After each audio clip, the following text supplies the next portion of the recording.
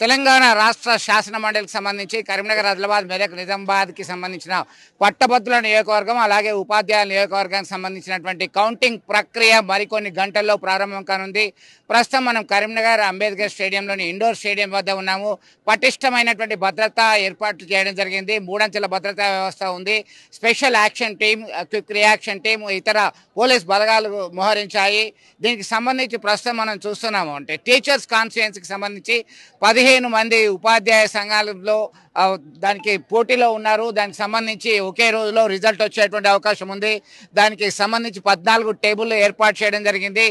అబ్జర్వర్లు, micro అబ్జర్వర్లు, supervisor ఇవన్నీ కూడా returning అధికారి పమేలా సత్పతి ఆధ్వర్యంలో కౌంటింగ్ ప్రక్రియ అనేది కొనసాగుతుంది. ఇప్పటికే శిక్షణ ఇవ్వడం జరిగింది. దీనిలో ఒకటే రోజు వచ్చేటువంటి అవకాశం ఉంది. దానిలో పెద్దగా ఇబ్బంది ఏం కనబడతలేదు. ఇక గ్రాడ్యుయేట్ కాన్స్టిట్యుయెన్సీకి సంబంధించి 3,55,159 ఓట్లకు గాను 70.40% పోలింగ్ నమోదైంది. దీనిలో 2,55,000కి సంబంధించినటువంటి ఓటింగ్ నమోదైంది. అంటే మొత్తం వ్యాలిడ్ ఓట్స్లో సగం కంటే ఒకటి ఎక్కువ ఎవరికైతే వస్తారో వారిని విజేతలుగా ప్రకటించేటువంటి అవకాశం ఉంది.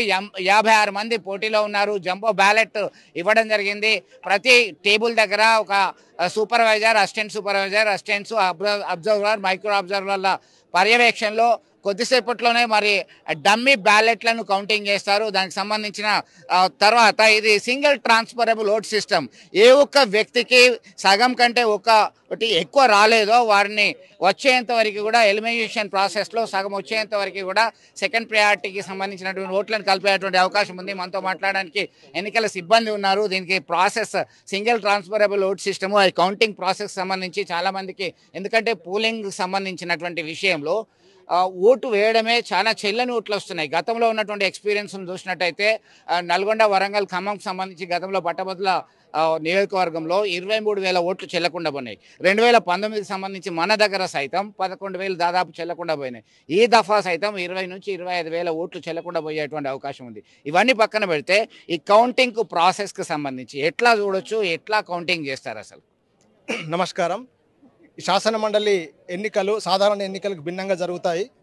ఇందులో proportional representation by single transferable vote ద్వారా ఈ ఎన్నిక ప్రక్రియ కొనసాగుతుంది. అయితే ఇందులో భాగంగా ప్రతి ఓటర్ ఎంతమంది అభ్యర్థులు నిలబడతారో అన్ని ఓట్లు వేసే అవకాశం ఓటర్లకు ఉంటుంది. అందులో భాగంగా ప్రతి ఓటరు తన మొదటి ప్రాధాన్యత ఓటుతో పాటు మిగతా సభ్యులకు ప్రతి ఒక్కరికి కూడా ఓటు వేసే అవకాశం ఉంది. అయితే ప్రతి ఒక్క ఓటరు ప్రతి ఒక్కరికి వేయాలని ఏమీ లేదు. కొందరు ఓటర్లు ఒకరికి, ఇద్దరికి, ముగ్గురికి ప్రాధాన్యతను ఉపయోగించుకునే అవకాశం కూడా ఉంది. అయితే ఈ విధంగా అయితే సాధారణ ఎన్నికల్లో కనీసం ఎక్కువ ఓట్లు వచ్చిన అభ్యర్థిని మనం గెలుపొందినట్టుగా ప్రకటిస్తాం. అయితే ఈ విధానంలో మాత్రం స్పష్టంగా 51% అంటే 50% మించి, ఉదాహరణకి 100 ఓట్లు మొత్తంగా పోలనుకుంటే 50%తో పాటు ఒక ఓటు అధికంగా రావాల్సి ఉంది. అంటే 51 ఓట్లు వచ్చిన అభ్యర్థిని మాత్రమే గెలుపొందినట్టుగా ప్రకటిస్తాం. అందువల్ల ప్రస్తుతం పోలైన ఓట్లలో మొత్తంలో మొదటి ప్రాధాన్యత ఓట్లు ఒకవేళ 50%కి మించి వచ్చినట్టయితే అభ్యర్థిని గెలుపొందినట్టుగా ప్రకటిస్తారు. అలా కాని పక్షంలో రెండో ప్రిఫరెన్స్ ఓట్లను కూడా లెక్కించాల్సి ఉంటుంది. దానివల్ల ఈ ఎన్నిక ప్రక్రియ చాలా ఆలస్యమయ్యే ప్రమాదం కూడా ఉంది. ఒకవేళ రెండో ప్రాధాన్యతను కూడా లెక్కించినప్పటికీ ఒకవేళ ఏ అభ్యర్థికి కూడా 50%కి మించినట్టయితే థర్డ్ ప్రిఫరెన్స్ని కూడా లెక్కిస్తారు.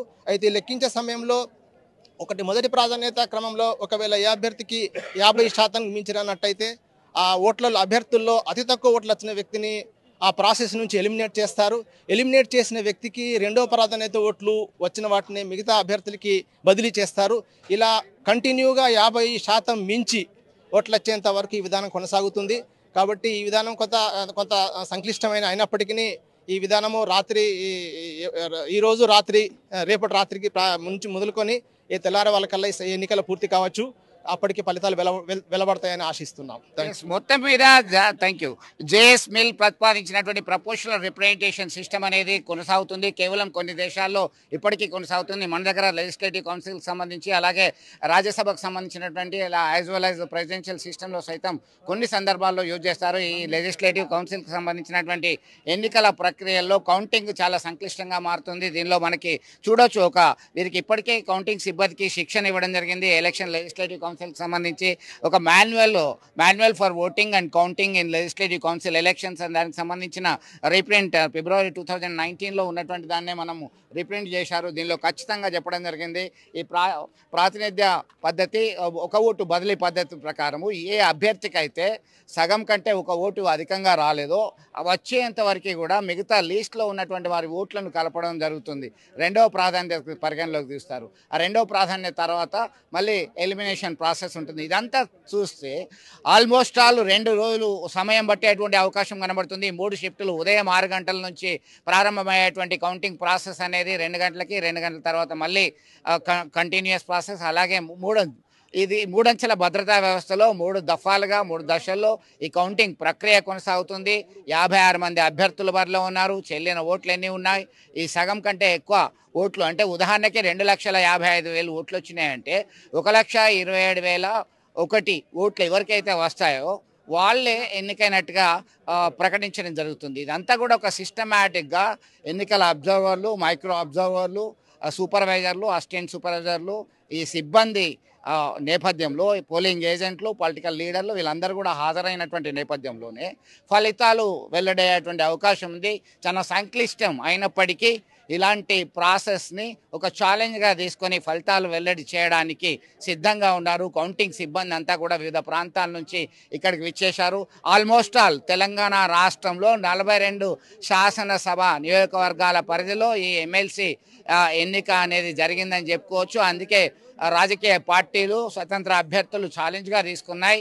దీనిలో భాగంగా మెదక్, నిజామాబాద్, ఆదిలాబాద్, కరీంనగర్కి సంబంధించినటువంటి పట్టభద్రుల నియోజకవర్గం, అలాగే ఉపాధ్యాయ నియోజకవర్గానికి సంబంధించి ఉపాధ్యాయులు అయితే ఒకే రోజులో వచ్చే అవకాశం ఉంది.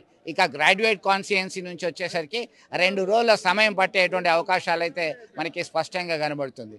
జర్నలిస్ట్ సుమంత్తో కలిసి చంద్రశేఖర్, RTV, కరీంనగర్ అంబేద్కర్ స్టేడియం. మరిన్ని వీడియోస్ కోసం ఛానల్ ని సబ్స్క్రైబ్ చేయండి. లేటెస్ట్ అప్డేట్స్ కోసం వాట్సాప్ ఛానల్ ని ఫాలో అవ్వండి. ఆ లింక్ డిస్క్రిప్షన్ లో ఉంది.